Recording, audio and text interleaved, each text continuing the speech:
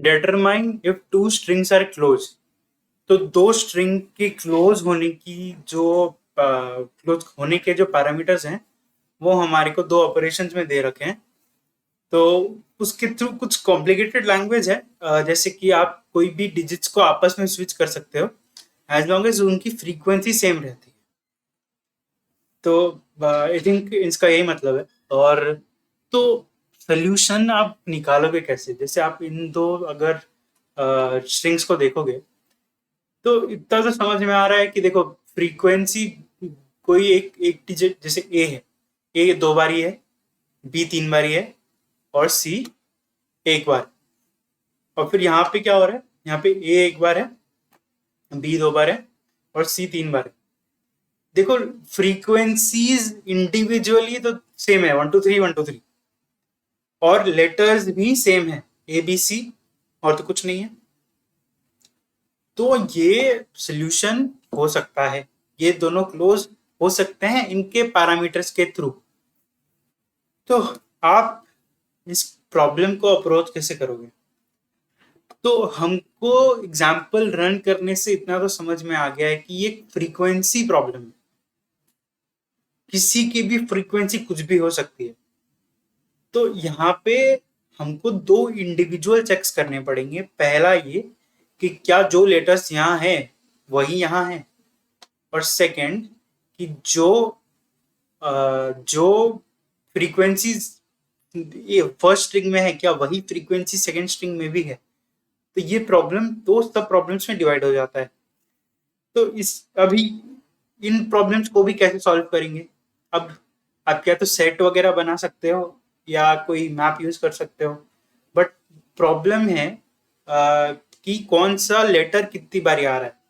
उसको सॉल्व करने के लिए हम 26 डिजिट्स का अरे बना सकते हैं जिसपे हर इंडेक्स एक वैल्यू को डिनोट करता है,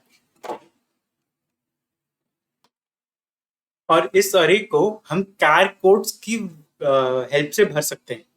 तो अगर आप कैर कोड्स या ASCII का मतलब नहीं पता तो आप मेरी वो यूनिकोड वाली वीडियो देख सकते हो, उसमें मैंने ये चीज़ बहुत डिटेल में समझाई है। एक शॉर्ट में अगर रिवाइज करवाऊं तो हर एक अल्फ़ाबेट के अगेंस्ट उसका एक कैरेक्टर कोड होता है या ASCII कोड होता है। तो उसके थ्रू हम एक कैरेक्टर को यूनिकली आइडेंटिफाई कर सकते हैं। तो उसी तरह से यहाँ पे कैरेक्टर कोड को अगर बेस जो 97 है उससे सब्ट्रैक्ट करते जाएंगे तो हमको क्या मिलेगा, वो जीरो बिल, जैसे ए के लिए 97 होता है कैपिटल ए के लिए, तो उसी तरह से हम सब्ट्रैक्ट करते जाएंगे, तुमको 0 1 2 3 ऐसे करके डिजिट्स मिलते जाएंगे, और हम हर पोजीशन के अगेंस्ट उसकी फ्रीक्वेंसी को सेव कर सकते हैं। फिर हम क्या करेंगे, पहला चीज जो है हमारा चेक है कि क्या वो डिजिट, जैसे ए है अगर, तो ए क्या दोनों अरेज पे एग्जिस्ट करता है? नहीं करता तो फॉल्स रिटर्न कर दो। ये है फर्स्ट चेक। तो हम वही पोजीशन फर्स्ट एरे पे फिल हुई हैं और वही पोजीशन सेकंड एरे पे फिल हुई हैं, ये चेक कर रहे हैं। तो अगर ये चेक हमारा पास हो जाता है कि डिजिट सेम है, तो अब चेक करने की समय है कि फ्रीक्वेंसी सेम है या नहीं। तो अभी देखो, आप पहला अरे पे मान लो पूरा अरे 0 0 से भरा होता, लास्ट में एक्स पे 2 होता और जेड पे 2 होता, ऐसा कुछ, और यहाँ पे ए वैसा उल्टा है।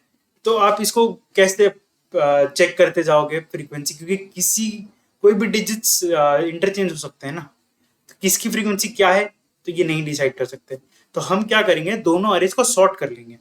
तो जैसे हमारे इस एग्जाम्पल में आप देख रहे हो, अगर मैं ऐसा अरे बनाऊंगा तो हमारे पास डिजिट्स होंगे 2 3 1, उसके बाद सारे जीरोस। सेकंड केस में क्या होगा, 1 2 3 और बाकी सारे जीरोस, है ना। तो देखो, अब सॉर्ट करने के बाद 1 2 3 ही वैल्यूज रहेंगे अरे में। तो सॉर्ट करने के बाद दोनों अरेज सेम ही होने चाहिए। तो इस तरह से हम इस प्रॉब्लम को कर सकते हैं।